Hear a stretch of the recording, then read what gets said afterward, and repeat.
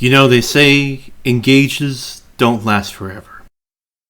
I'm afraid my wife took the kids, and now we're getting a Fire Emblem divorce. But what am I going to do with all these rings? Anyway, this is Citrinne, and today we are going to actually be doing both Chapter 10 and Chapter 11 in the same video. You can see the stats of all the units we have, and we will start the chapter now. I promise you, we'll show Sami and everything during the intermission. So, the first turn we're going to do something a little different from what most people do. We have Vander warp Ragnarok and move one right to where the Draco shield is. Now, we're going to move Jade and Yunaka over here to draw in Goldmary and try to kill her on turn 2. We set up for rewarp by putting Chloe, Amber, Diamant, and Citrinne here. We also have both Elfire and we have Fire with different engravings, but this doesn't matter too much. So after a Framme hug, we're going to move Alear, engage, and we're going to switch to Shine before we rewarp here. So after the rewarp, we're going to move Alear one up and one left. This will draw in the Martial Monk that will attack and attempt to break her. Now on the enemy phase, you'll see that Citrinne gets frozen here. This is actually kind of a weird situation because how I originally thought it would happen is that the enemy would prioritize whoever has the lowest of the resistance and luck next. But as you see, that's not the case. We're going to see that Morian will attack Alear. With the HP and defense tonic, she will survive the monk and Morian. The sword fighter goes into Chloe and dies. Vander will be able to survive the hammer unless there's a crit. You'll also see Citrinne survive that archer and then KO. And then you see the Thunder Mage basically vault with the magic ballista to Amber, while the sword fighter goes after Yunaka, and then this Lance Armor Knight goes after Jade. A lot to digest within the turn 1. I found when Jade engaged, the AI freaked out. You'll also see that Goldmary moves to the left, which was kind of a weird thing that threw me off. We will be able to change that position thanks to a time wheel, which we'll do soon. Okay, so we're going to rewind. There's not really a fast way to turn wheel back, but we're going to go right to the enemy phase. So, now with this, you'll see Hortensia attempts to freeze Amber. This will fail due to the headlong rush, and we'll just black screen just to make it a bit faster. Now, when you see the camera, you'll notice that Goldmary is towards Jade as well. With the start of turn 2, we have Vander grab the Draco shield from the chest. Afterwards, we go over to Citrinne. With Dire Thunder and Roy Engrave, Magic Tonic +2, being near Alear for +3, and having Momentum with Magic +2, we're able to do a code 2319 against Morian and KO him with that. So then we have Alear rewarp everyone, Chloe, Citrinne, and Amber to the front. Citrinne is just being brought over with us because she had to be near Alear in order to get that KO without having any forges. So I move Chloe over here, and then I forget that I need to have Amber chip at Hyacinth first. So I have Amber go over here and override with the Steel Great Lance. The damage output for the most part doesn't matter a ton, it just has to be chipped a little bit. So we have Chloe start moving up over here, and then we use Raging Storm on Hyacinth. With Raging Storm, it actually shoves him one left, and then we canter two right after this. Then, with Momentum, we're able to KO Hyacinth with Houses Unite, just because we get the extra damage, and because of the push as well. But keep in mind, we also had to canter in order to get that damage as well. We just canter here for fun. Now we go ahead and do a Framme hug just for fun as well, and then we move Yunaka right here. This allows Jade to one-hit KO Goldmary with quadruple hit. This is only possible with the Magic Tonic, Strength Tonic, and Spur attack. You can have it to where Yunaka chips Goldmary first, but you do have to get past 17 defense, so just keep that in mind. So we only have one thing left to do, so memorially, we have Diamant kill his own father. He can do this with Lodestar Rush as a Successor, and being able to have the Strength Tonic as well, just to help round out the damage. That's Chapter 10 in 2 turns. Stay tuned for Sami and Chapter 11.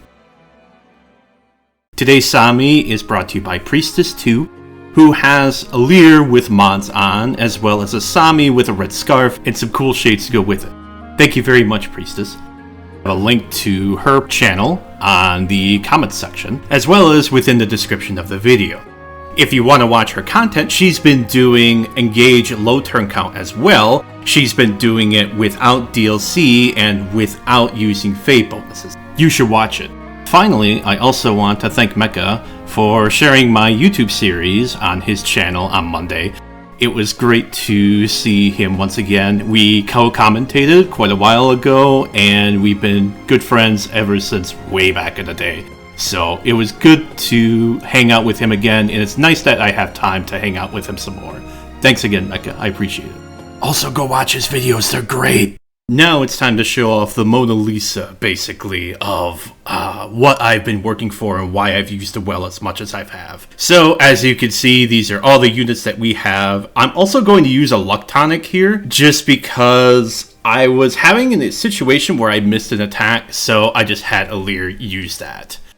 Please note this was done before 1.4. Before that, we'll see the battle begin, but you also can see that between Chapter 10 and 11, your stats, as far as the bonuses, do carry over. So that is a nice thing.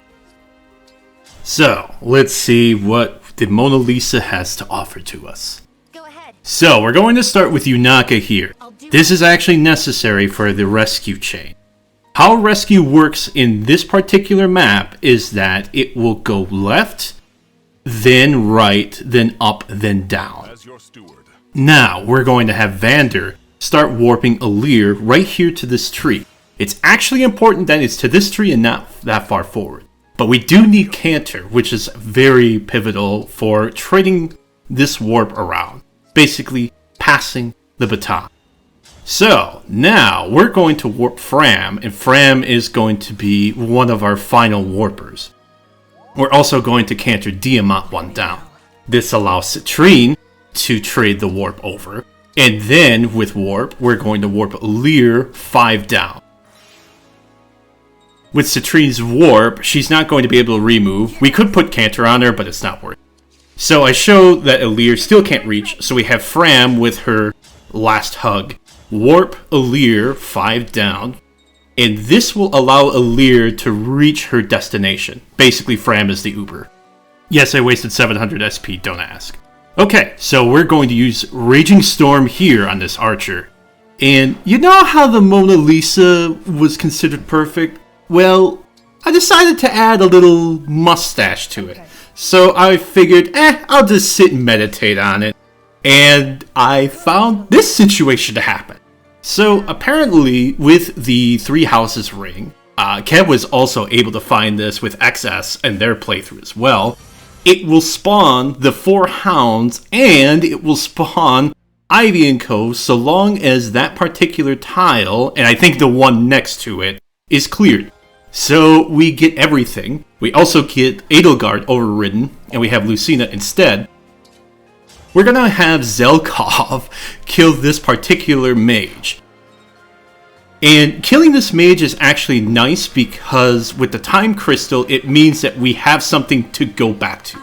So this way we can go to Chloe, and with momentum in the Deke ring, she's able to 1-round KO Gris after resonance is used. So this gives us a little extra experience on top of it. And with Gris being a promoted, fairly high level unit, it helps a lot. So after this, we're going to go ahead and canter next to Zephyr. It doesn't really matter where we go, but we're just going to go right here. So now that we have Ivy, even though we technically could quote-unquote skip her for this chapter, we're going to have her kill this Lance Fighter here, and with Alear, she's able to cleanly 1-round KO without much issue. We also show Kagetsu. Kagetsu doesn't really have to do anything. Finally, I decided to just have Amber take a swing at it, and he has the Killer Lance equipped in this particular situation, and he gets a crit anyway. You could technically rig it for a crit, but I'm gonna be real with you, there's really no purpose for Amber to get this kill from what I can tell. But hey, Alpaca Pride, I'll show it off. Anyway, Alear finally escapes, and this chapter is cleared in 1 turn. This is Colonel M, thanks for watching. Check the YouTube description for a secret ending.